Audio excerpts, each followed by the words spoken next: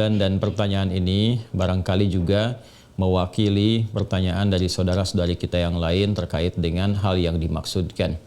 Idealnya memang tempat wudhu itu berpisah dengan toilet. Mengapa? Karena di dalam tempat wudhu itu kita juga menyertakan berbagai macam kalimat-kalimat thayyibah yang mengiringi proses wudhu, baik sebelum ataupun setelah wudhu itu dilangsungkan. Bukankah kita saat berwudu kan mengucapkan Bismillahirrahmanirrahim, kan? Sebagai mula kita mengerjakan segala kebaikan dengan dasar yang Nabi sabdakan, kullu amrin tibalin la yubda'u fihi Bismillahirrahmanirrahim fahuwa abtar. Dan itu juga sebagai ekspresi ungkapan gambaran atas niat yang kita tujukan dari wudu itu, kita arahkan untuk mendapatkan ridha Allah Subhanahu wa taala. Kemudian juga di akhir wudu kita juga kan berdoa, kan, dengan mengucapkan syahadatain, syahadu an la ilaha illallah, syahadu anna muhammadar rasulullah. Kemudian kita mengatakan Allahumma ja'alni minat tawwabin wa ja'alni minal mutatahhirin. Kalau kita mau kemudian tambahkan juga dengan doa wa ja'alni min ibadikas salihin. Nah, sedangkan kalimat-kalimat thayyibah yang berupa permohonan-permohonan doa dalam kebaikan ataupun menyebut asma-asma yang mulia, nah itu kan umumnya tidak diutarakan saat kita berada di dalam toilet, karena toilet punya sifat tertentu. Sifatnya hanya untuk menyalurkan atau membuang hadas, baik yang sifatnya kecil ataupun juga besar, dengan cara-cara tertentu yang boleh jadi juga melahirkan najis. Sedangkan wudhu itu tidak seketika juga menyatu dengan menghilangkan najis. Bisa jadi hanya hadasnya saja, belum tentu ada najisnya, gitu kan. Sedangkan kalimat-kalimat thayyibah sangat tidak disukai diungkapkan dalam keadaan-keadaan kita masuk toilet. Karena itu saat masuk toilet kita kan berdoanya doa memohon perlindungan kepada Allah dari godaan-godaan setan yang berkumpul di tempat-tempat yang buruk, seperti toilet dan semisalnya. Allahumma inni a'udzubika minal khubuthi wal khaba'ith. Nah, kemudian ketika kita keluar, kita kan beristighfar tuh. Ghufranak, gitu kan? Ghufranak, mohon ampunanmu ya Allah. Nah, ada yang mendetilkan itu. Kenapa kita minta ampunan ketika keluar? Karena kita menahan diri dari pengungkapan kalimat thayyibah yang biasanya kita ucapkan di setiap tempat, gitu kan?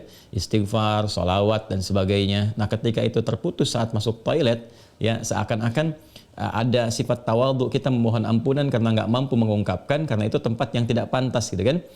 Diungkapkan itu di tempat yang tidak sesuai. Maka ketika keluar kita mengatakan ghufranak kalau ada hal-hal yang tidak tepat di dalam dan tidak mampu mengerjakan hal yang biasa kita kerjakan. Itu adab saja, takdib di dalamnya. Karena alasan inilah akan lebih bagus kalau tempat wudhu itu bisa terpisah sendiri dengan toilet, sehingga nanti kesempurnaan hal-hal yang mengiringi bisa dilakukan. Bila pun memang keadaannya tidak memungkinkan dan hanya ada itu dan bisa didapatkan di dalam berbagai kondisi, Anda ke mall misalnya kan, tidak ada tempat spesifik wudhu, taruhlah itu demikian kondisinya, atau bahkan dalam kondisi tertentu, bahkan saat haji atau umrah yang begitu padat tempat wudhunya misalnya, dan Anda hanya menemukan ada toilet tapi ada keran yang disiapkan terpisah, gitu kan, di dalamnya itu. Nah, ini kondisi-kondisi demikian masih memungkinkan. Jadi kalau ada kondisinya sifatnya tidak terpisah keadaan tempat wudhunya, maka tidak ada masalah ketika Anda berwudhu dalam keadaan juga menyatu tempatnya dengan toilet, karena kaidah juga mengatakan ad-daruratu tubihul mahdharat. Kondisi-kondisi yang mendesak itu, kondisi-kondisi yang tidak biasa itu membolehkan, bahkan yang terlarang pun asalnya diperkenankan. Nah, ini kan sifatnya tidak terlarang, hanya tidak disukai, gitu kan, makruh sifatnya, nggak ada nas haram di dalamnya, tapi sifatnya tidak disukai. Tidak disukainya itu karena kita tidak bisa mengungkapkan hal-hal baik yang mungkin kita bisa lakukan saat kita berwudu. Jadi kita berdoa harus keluar dulu setelah selesai wudu, gitu kan, baru kemudian kita bisa berdoa. Ataupun Bismillahirrahmanirrahim hanya kita bisa ungkapkan dalam hati, nggak bisa kita lafadzkan, gitu kan. Doa-doa pun kita iringkan di dalam hati. Nah, itu hal-hal yang menjadikan kita kemudian tidak maksimal. Pun demikian juga ada satu kondisi lain, itu kan tempat berkumpulnya setan di tempat-tempat yang kurang bagus itu, sehingga godaan-godaan saat berwudu dan sebagainya, nah itu kadang-kadang lebih banyak.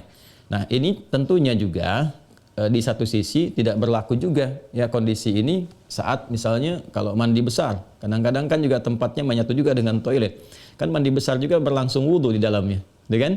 Nah, ini kita harus fleksibel juga dalam kondisi-kondisi demikian. Jadi ini yang mau saya katakan, tidak berhukum haram, itu bisa dilakukan. Kalau tempatnya kita misalnya memungkinkan untuk berpisah, bagus ada dipisahkan. Tapi kalau menyatu pun tidak ada masalah, kan? Tidak ada masalah sepanjang dalam keadaan-keadaan darurat tertentu dan tidak berhukum haram. Apa dalilnya? Yang tadi saya sampaikan.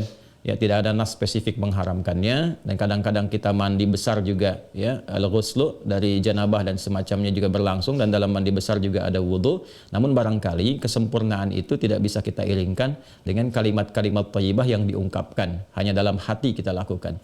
Jadi kalau tidak ada tempat lain dan menjadikan Anda berwudu, misalnya menyatu dengan toilet, di dalamnya ada toilet, maka kalimat-kalimat thayyibah itu cukup dalam hati, tidak perlu diungkapkan di lisan, ya kan? Dan sempurnakan wudu Anda, lalu ketika keluar Anda berdoa sebagai penutup bagian dari wudunya. Demikian kiranya bisa disampaikan. Wallahu taala a'lam bissawab. Dan sebelum saya menutup, ada sesuatu yang sangat menarik ketika Ibnu Abbas radhiyallahu taala anhuma menyampaikan kisah Nabi sallallahu alaihi wasallam, ya, saat beliau berada di kediamannya Sayyidah Maimunah radhiyallahu taala anha, dan malamnya kemudian bangun, ya, bangkit dari tidurnya, duduk dulu menghilangkan bekas ngantuk. Nah, ini ditemukan di Sunan Abu Daud nomor hadis 1367. Tsumma dhahaba ila syanin mu'allaqah. Kemudian beliau pergi ke tempat tertutup. Nah, syanin mu'allaqah ini enggak disebutkan tempat tertutupnya. Apakah dia sifatnya mirhab, ya kan? Apakah tempatnya toilet yang menyatu, kamar mandi, ataukah dia tempat wudhu, kan? Midha, apakah dia tempat wudhu? Nah, ini yang tidak disebutkan, keadaannya tempat tertutup saja. Ini memberikan kesan bahwa bisa jadi kalau itu yang dimaksudkan adalah tempat yang tertutup, itu toilet dan semacamnya, jelas, ya, dilakukan dalam bentuk tertutup sehingga tidak tampak aurat dan sebagainya, itu fikih yang lain. Tapi kaitan dengan wudhu juga itu cukup menarik juga. Hendaknya kalau kita pun membuat tempat wudhu di satu tempat, ya, dimungkinkan ada penutupnya, karena boleh jadi tempat-tempat yang digunakan oleh laki-laki ataupun perempuan yang menyatu, ya, menyatu itu yang dimaksudkan dimanfaatkannya. Ya, boleh jadi ada perempuan juga yang masuk ke situ, kan di satu tempat tuh nggak ada kehususan gitu, ya. Nah, tapi tempat-tempat lain sekarang sudah lebih bagus. Ini untuk laki-laki, ini untuk perempuan, tuh nggak ada masalah. Tapi kalau tempat yang digunakan untuk menyatu, dia hendaknya ada penutup sehingga nggak semua orang bisa mengakses ke dalamnya dengan batas-batas tertentu. Apa kaitannya, korelasinya dengan pertanyaan Anda? Syanin mu'allaqah di sana nggak disebutkan. Ya, apakah itu tempat wudhu atau menyatu dengan toilet? Tapi babnya ketika keluar dari situ, Nabi sudah berwudhu. Ya, sedangkan keterangan-keterangan tentang seputar wudhu Nabi dan bangkit di malam hari itu disertakan juga dengan janabat. Artinya apa? Di kondisi-kondisi tertentu kan mandi, ya kan? Dalam mandi itu kemudian ada proses wudhu dan sebagainya. Ini menunjukkan kesan bahwa dalam mandi itu kan ada, selain hadas juga ada sifat-sifat lain yang dibersihkan. Kan? Bisa jadi juga yang mengandung najis seperti buang air kecil, ya, dan sebagainya kan menyertai dalam mandi itu. Nah, ini memberikan kesan bahwa tidak ada hukum spesifik haram untuk mengerjakan wudhu di dalamnya, karena ada proses yang tadi saya sebutkan. Tapi lebih disukai kalau hanya untuk wudhu semata, tidak disertai dengan mandi yang lainnya, kalau ada tempat yang terpisah sehingga bisa menyempurnakan bacaan-bacaan yang dimaksudkan. Demikian Mas Wildan, ya, semoga bisa dipahami dengan baik. Allah Ta'ala alam.